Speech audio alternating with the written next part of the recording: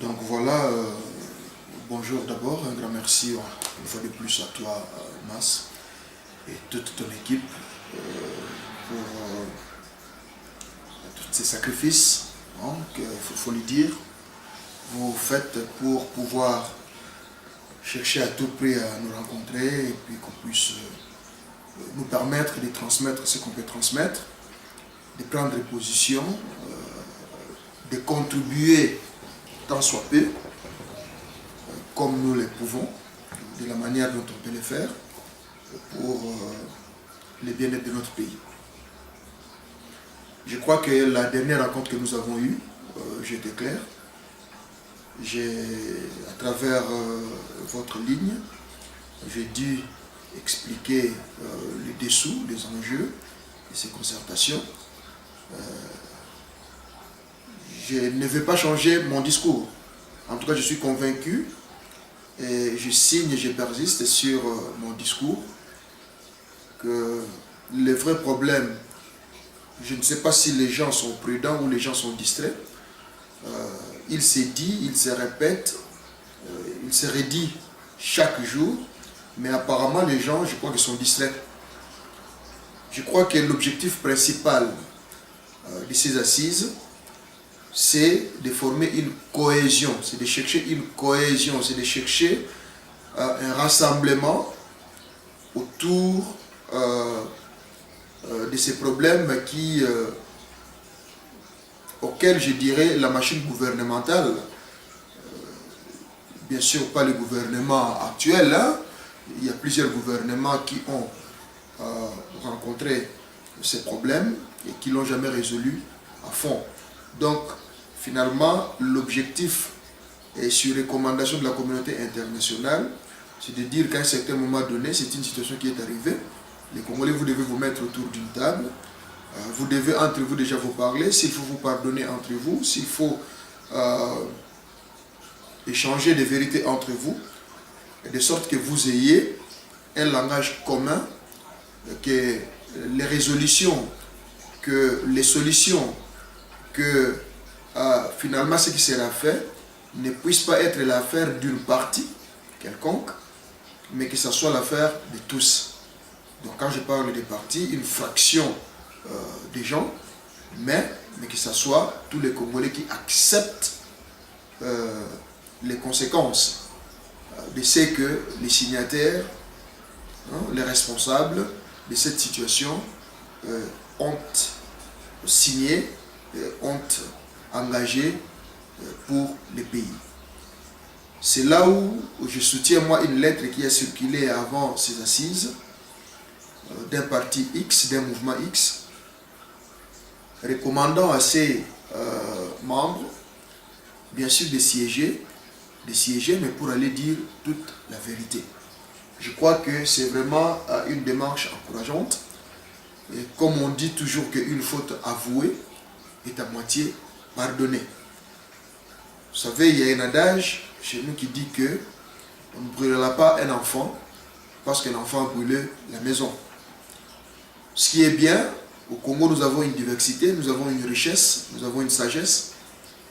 Je reste convaincu, moi, que au travers de la diversité, au travers de la sagesse que nous avons au Congo, nous arriverons à proposer des solutions alternatives. Je dis des solutions alternatives pour pouvoir remonter la pente, pour pouvoir faire face à ce que nos compatriotes, il faut le dire, ont cherché, ont signé et qui nous a mis dans l'état où nous sommes.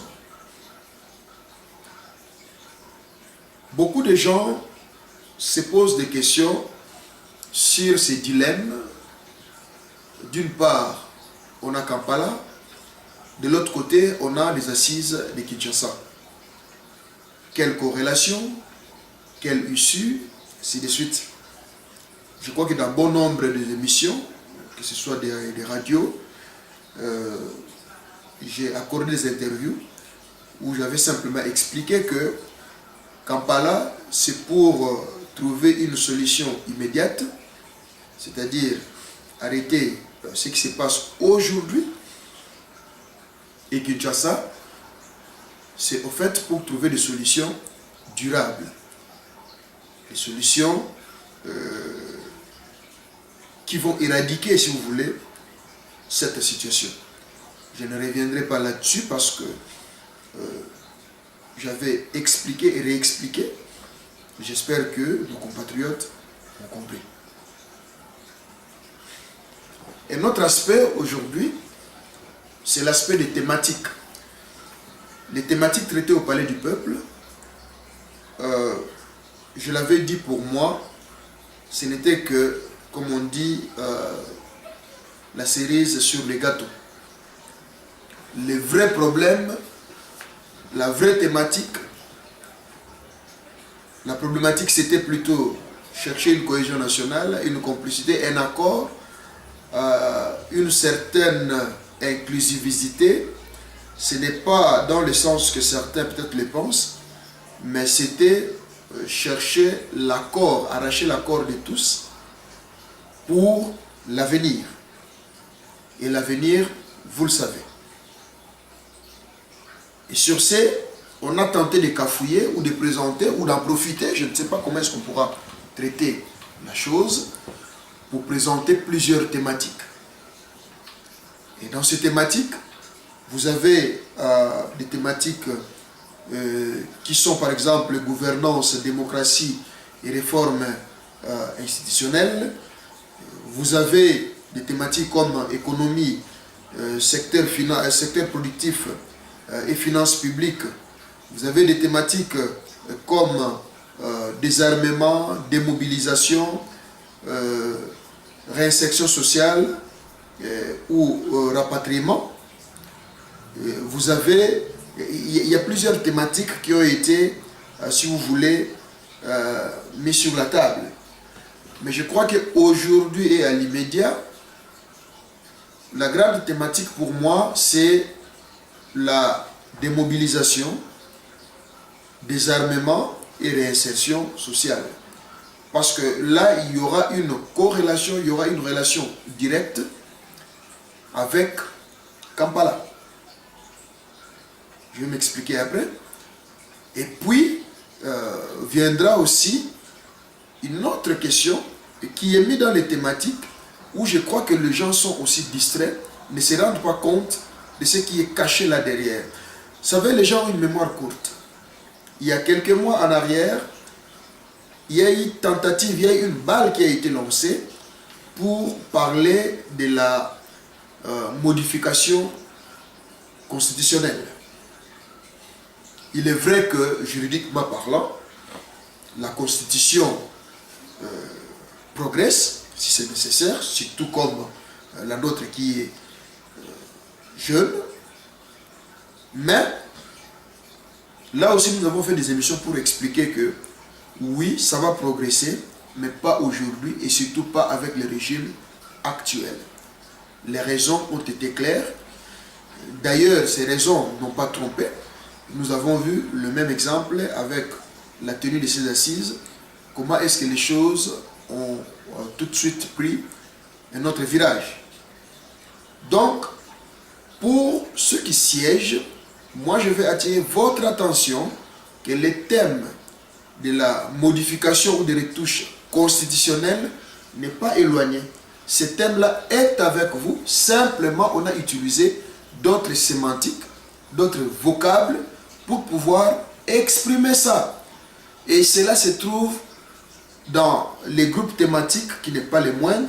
C'est les groupes qui parlent de gouvernance, démocratie et réforme institutionnelle.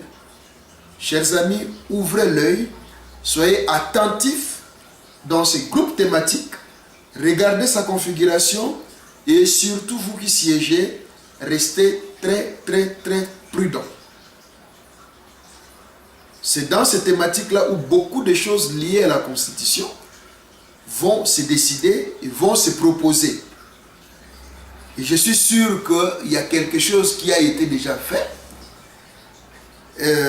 Il ne reste que l'approbation de concertateurs. Je vous révèle que faites attention dans les groupes thématiques qui parlera de gouvernance, démocratie et réforme institutionnelle.